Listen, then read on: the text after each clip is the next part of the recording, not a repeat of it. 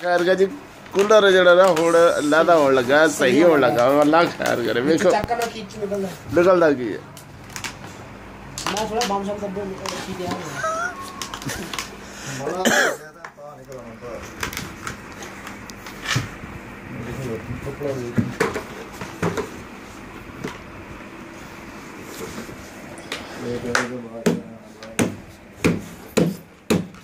निकल जाता है तो देख ले भाई अरे आ वे इतना बाहर आ गया और निकलो लोगों ने पता नहीं किधर की बार करता है तो फिर भी वो आ गई अच्छा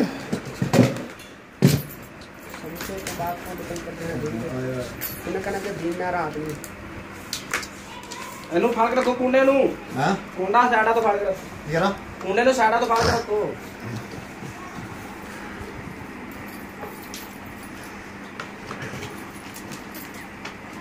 ਪਿੱਛੋ ओए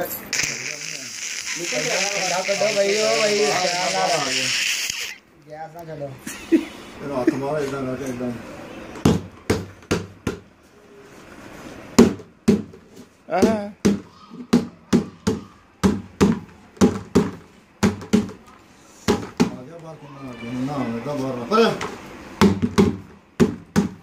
चलो हां इधर मार काट बस ना चेक करना भी अंदर लीक है या ਇੱਥੇ ਕੋਈ ਸ਼ਾਇ ਮਾਰੋ ਨਾ ਨਿਕਲੇਗਾ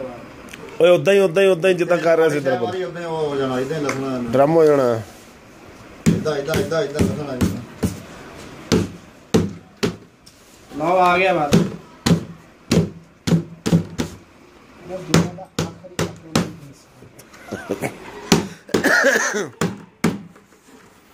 खींच के रख खींच के बोला खींच के रखना ऐसा अल्लाह माशाल्लाह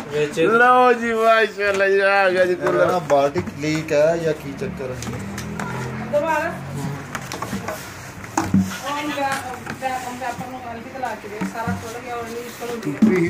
रोशनी मार वे आइला जी कूलर खुल गया जी माशाल्लाह ਇਹ ਲੀਕ ਇਹਨੂੰ ਕਿ ਡਿਊਟੀ ਲਾਣੇ ਆਉਦੀ ਤੂੰ ਬੰਦ ਨਹੀਂ ਸੀ ਹੋ ਤੁਹਾਨੂੰ ਲੈਟ ਦਾ ਕਿਹਾ ਤੁਸੀਂ ਕੈਮਰੇ ਨਾਲ आ लेकिन ਲੈਟ वो सही कह रहे थे दरमियान पे लीक है आज लेके